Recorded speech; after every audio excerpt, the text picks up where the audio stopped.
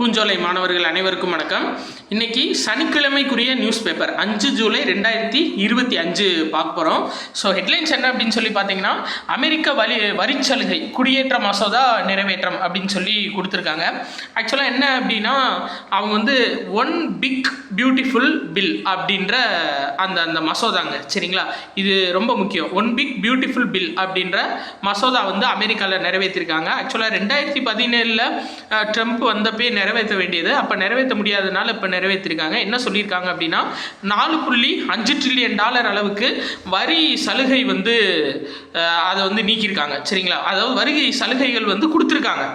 எவ்வளோ அப்படின்னா $4.5 ட்ரில்லியன், அதாவது 384 லட்சம் கோடிக்கு. இது அவங்க நாட்டில் ரொம்ப ப்ராப்ளம் இருந்துச்சு. அதாவது அவங்க நாட்டிலையும் இந்த வறுமைக்கு கீழே இருப்பாங்க பார்த்தீங்களா நிறைய பேர், அதாவது குறைந்த வருமானம் உடையவங்க இருப்பாங்கல்ல, அவங்களுக்கான இன்சூரன்ஸும் வந்து இதில் பாதிக்கப்படும் அப்படின்ற மாதிரி சொல்லியிருந்தாங்க.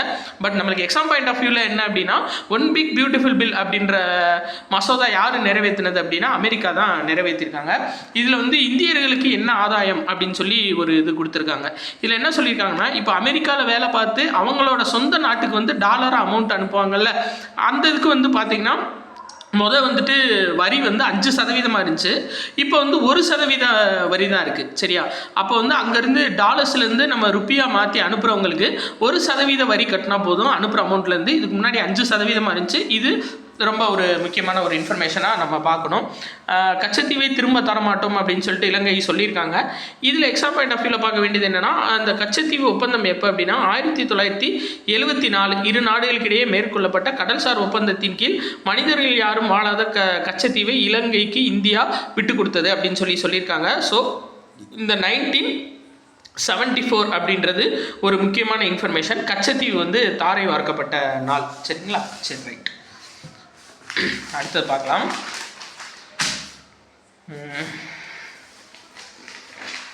முக்கியமான இன்ஃபர்மேஷன் அப்படின்னு சொல்லி பார்த்தோன்னா, இவர் அதாவது ஒரு எழுத்தாளரை பற்றி சொல்லியிருக்காங்க.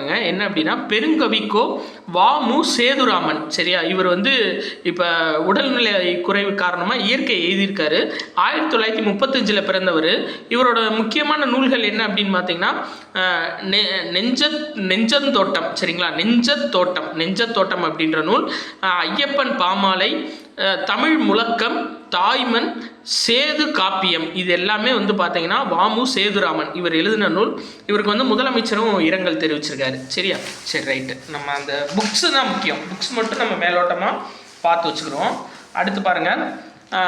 அதாவது பிரதமர் மோடிக்கு வந்து பார்த்தீங்க அப்படின்னா ட்ரினிடாட் டொபாக்கோ அப்படின்ற டொபேக்கா, சரிங்களா? ட்ரினிடாட் டொபேக்கா அப்படின்ற நாட்டோட உயரிய விருது கொடுத்துருக்காங்க. என்ன அப்படின்னா, the order of the republic of Trinidad, சரியா? நேற்று இதே மாதிரி தான் இன்னொரு நாடு கொடுத்துருந்தாங்க, சரிங்களா? கானா கொடுத்துருந்தாங்களா? Right, okay. இன்னைக்கு ட்ரினிடாட் டொபேக்கோ அவங்க கொடுத்துருக்காங்க, சரிங்களா? என்னன்னா, the order of republic of Trinidad Tobago அப்படின்ற விருது, அந்த நாட்டோட உயரிய விருது பிரதமர் மோடிக்கு வந்து கொடுக்கப்பட்டிருக்கு, சரியா? அதே மாதிரி என்ன சொல்லியிருக்காங்க அப்படின்னா, இந்த ட்ரினிடாட் நாட்டில் வந்துட்டு நம்ம பார்த்துருப்போம்ல, அதாவது 12th ஹிஸ்ட்ரி புக்கில் கொடுத்துருப்பாங்க.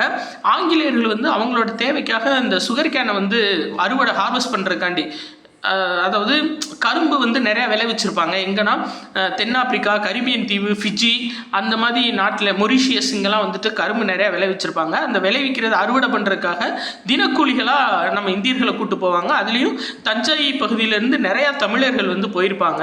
அவங்களோட 6ஆம் தலைமுறை வந்து இப்போ அங்கே வசிச்சுட்டு இருக்காங்க. ஸோ இந்த ட்ரினிடாட் நாட்டிலையும் அவங்களோட 6ஆம் தலைமுறை வசிச்சுட்டு இருக்காங்க. அவங்களுக்கு ஐஓசி கார்டு வந்து கொடுக்க போகிறாங்க, சரிங்களா? வெளிநாடு வாழ் இந்திய குடியுரிமை அட்டைகள் வந்து வழங்கப்படும் அப்படின்னு சொல்லியிருக்காரு. இது முக்கியமாக ஒரு விஷயமா நம்ம பார்க்கணும், சரியா? எத்தனாவது தலைமுறை வம்சாவளியினர்னா 6ஆம் தலைமுறை வம்சாவளியினருக்கு ஐஓசி கார்டு வந்து கொடுக்க போகிறாங்க, சரியா? அடுத்து இந்த முக்கியமானதுங்க. என்ன அப்படின்னா, விவசாயிகளின் வருவாயை பெருக்க ஊட்டச்சத்து வேளாண்மை இயக்கம். இந்த ஊட்டச்சத்து வேளாண்மை இயக்கத்தோட முக்கிய நோக்கம் என்னன்னு சொல்லி பார்த்தீங்க அப்படின்னா, அதாவது விவசாயிகளோட வருவாயை வந்து பெருக்கிறது. எப்படி பெருக்குவாங்க? இப்போது ஊட்டச்சத்துக்களை அளிக்கிறதுல முக்கியமான ஒரு சில காய்கறிகள் இதெல்லாம் பங்கு வகிக்குது. என்னென்ன அப்படின்னு சொல்லி பார்த்தீங்கன்னா, அதாவது காய்கறிகள், பழங்கள், பயறு வகைகள், சிறுதானியங்கள், இது இந்த இதுதான் வந்து பார்த்தீங்க அப்படின்னா ஊட்டச்சத்துக்கள் அளிக்கிறதுல ரொம்ப பங்கு வகிக்குது. இதில் வந்து ஊட்டச்சத்துக்களை வழங்கும் விளைபொருட்களின் உற்பத்தியை அதிகரிப்பது அதான் மெயின். சரியா, அந்த உற்பத்தியை, அதாவது பழங்கள், காய்கறிகள், பயிர் வகைகள், சிறுதானியங்கள், இதோட உற்பத்தியை வந்து பெருக்கிறதுக்கு என்னென்ன உதவி செய்யணுமோ அது ஃபுல்லாக கவர்மெண்ட் கொடுக்கும். விவசாயிகளின் வருமானத்தை உயர்த்தும் வகையில் ஊட்டச்சத்து வேளாண்மை இயக்கம் அறிவிக்கப்பட்டுள்ளது. ஸோ அது சார்ந்து விவசாயிகளோட வருமானத்தை எப்படியெல்லாம் இன்க்ரீஸ் பண்ணுறது அப்படின்னு சொல்லிட்டு தான் அந்த ஊட்டச்சத்து வேளாண்மை இயக்கம் கொடுத்துருக்காங்க. இதில் மெயினாக என்ன சொல்லியிருக்காங்கன்னா, வீட்டு தோட்டங்களில் காய்கறி வளர்ப்பதை ஊக்குவிக்கிறது இதோட முக்கிய நோக்கம். அப்போது நம்மளுக்கு மெயினான பாயிண்ட்னா இதாங்க. சரியா, இதான் கேட்பாங்க. ஸோ ஊட்டச்சத்து வேளாண்மை இயக்கத்தோட ஒரு முக்கிய நோக்கம் என்னன்னா, வீட்டு தோட்டங்களில் காய்கறி வளர்ப்பை ஊக்குவிக்கிறது. சரியா, ரைட், ஓகேங்க. அதே மாதிரி இந்தியா பாகிஸ்தான் சண்டையில் வந்து சீன ஆயுதங்கள் வந்து நிறையா பயன்படுத்தியிருக்காங்க அப்படின்ற மாதிரி நம்மளோட லெஃப்டினன்ட் ஜெனரல் ராகுல் சிங் சொல்லியிருக்காரு. இதில் மெயினாக துருக்கியும் அவங்களுக்கு ஹெல்ப் பண்ணியிருக்காங்க.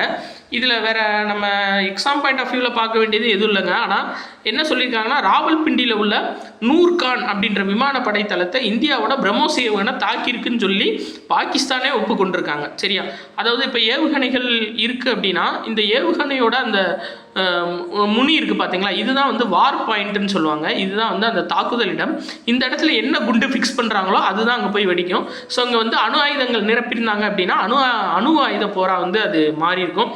பட் இந்தியா வந்து அதை பண்ணலை. சரியா, அந்த மெயினாக அந்த அட்டாக்கிங் பாயிண்டில் வந்து வெடிகுண்டுகளை தான் நிறைய பேர் அனுப்பியிருக்காங்க. ஆனால் பிரம்மோஸ் மூலியமாக அணு ஆயுத தாக்குதலும் நடத்த முடியும். அதுதான் வந்துட்டு பிரம்மோஸ் ஏவுகணையோட ஒரு சிறந்த ஒரு பாயிண்ட் ஆஃப் வியூ. சரியா, கடல்லேருந்து நிலத்துக்கு ஏவலாம், நிலத்தில் கடலுக்கு ஏவலாம், வானிலிருந்து திரும்ப நிலத்துக்கு ஏவலாம், எல்லா வகையிலையும் பயன்படுறதாங்க பிரம்மோஸ் ஏவுகணை.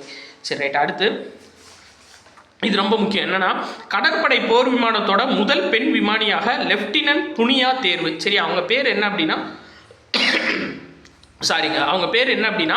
ஆஸ்தா புனியா. சரியா, ரொம்ப முக்கியம். கடற்படையோட முதல் பெண் விமானி யாருன்னா ஆஸ்தா புண்ணியா. சரியா, நம்ம கிராமத்துக்குள்ளே சொல்லுவாங்களே, ஆத்தா புண்ணியமாக போகும், அந்த ஃப்ளைட் எடுத்து ஓட்டிட்டு போ அப்படின்ற மாதிரி ஞாபகம் வச்சுக்கோங்க. சரிங்களா, ஆத்தா உனக்கு புண்ணியமாக போகும், அந்த ஃப்ளைட் எடுத்து ஓட்டிட்டு போன்ற மாதிரி. அப்போது ஆஸ்தா புண்ணியா அவங்க தான் என்னன்னா கடற்படை போர் விமானத்தோட முதல் பெண் விமானி. சரியா, அதே மாதிரி இவங்களோட சேர்ந்து தங்க சிறகுகள் விருது இன்னொருத்தர் வாங்கியிருக்காரு. யாருன்னா அதுல்குமார், லெஃப்டினன்ட் அதுல்குமார் வாங்கியிருக்காரு. அது போக துணை லெஃப்டினன்ட் ஆஸ்தா புனியா, இவங்க 2 பேரும் தங்க சிறகுகள் விருது வந்து கொடுக்கப்பட்டிருக்கு. சரியா, இந்திய கடற்படை சார்பாக. ரைட்டு. வேற எக்ஸாம் பாயிண்ட் ஆஃப் வியூவில் இந்த டுரண்ட் கோப்பை ரொம்ப முக்கியங்க. ஏன்னா 137 வருஷமாக வந்து இந்த டுரண்ட் கோப்பை நடந்துட்டுருக்கு. இது எதனுடன் தொடர்புடையது அப்படின்னா கால்பந்து போட்டியோட தொடர்புடையது. சரி, அந்த டுரண்ட் கோப்பை அப்படின்றது கால்பந்து போட்டியுடன் தொடர்புடையது. கட்டாயம் கேட்பாங்க. ஏன்னா முப்படை தளபதிகளும் சேர்ந்து இந்த கோப்பையை வந்து அறிமுகப்படுத்தி வச்சுருக்காங்க. ஏன் அப்படின்னா இது வந்து 137 வருட பாரம்பரியம் கொண்ட ஒரு கோப்பை. அப்போ டுரண்ட் கோப்பை அப்படின்றது கால்பந்து போட்டிக்கான கோப்பை. சரியா, சரி, ரைட்டு, ஓகே. வேற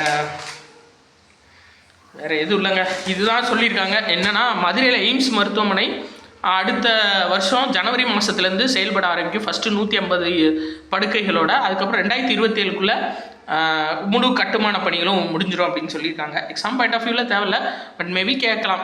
தமிழ்நாட்டில் எய்ம்ஸ் மருத்துவமனை எந்த டிஸ்ட்ரிக்டில் வர இருக்குது அப்படின்னா மதுரை டிஸ்ட்ரிக்டில் தோப்பூர் அப்படின்ற பகுதியில் வந்துட்டு வர இருக்குது. சரியா, ஓகேங்க. நிறைய பேர் கேட்டிருந்தீங்க, ஏன் சார் 2 நாளாக ஷார்ட்ஸ் போடலை அப்படின்னு சொல்லிட்டு. கொஞ்சம் ஏற்கனவே சொல்லியிருந்தேன் பார்த்தீங்களா, அந்த கோல்டு இருந்துச்சுன்னு சொன்னேன் இல்லைங்க, அது அப்படியே அசால்ட்டாக விட்டேன். அது வந்து ஃபீவர் மாதிரி ஆயிடுச்சு, அதனால தான் இது பண்ண முடியல. ப்ளஸ் அதோட அந்த 3 நாள் வந்துட்டு நம்ம ஓயாத அலைகள் டெஸ்ட் பேட்சுக்கு ஷெட்யூல் வந்து ப்ரிப்பேர் பண்ணிகிட்டு இருந்தேன். அதுக்கும் வந்து டைம் இழுத்துருச்சு. ஏன்னா ஷெட்யூல் அடிச்சு திரும்ப நம்ம போட்டோம். எப்படி கொடுத்தா அது கொஞ்சம் யூஸ்ஃபுல்லாக இருக்கும். ஏன்னா நம்ம வந்து 2 மாதத்துக்குள்ளே கம்ப்ளீட் பண்ணணும். ஒரு ப்ரிலிம்ஸ் வந்து அடிக்கிற அளவு நம்ம ஒரு சிலபஸை ரெடி பண்ணணும் அப்படின்றதுக்காக ரெடி பண்ணி கொடுத்தாச்சு. அது டைப்பிங்கில் இருக்குது.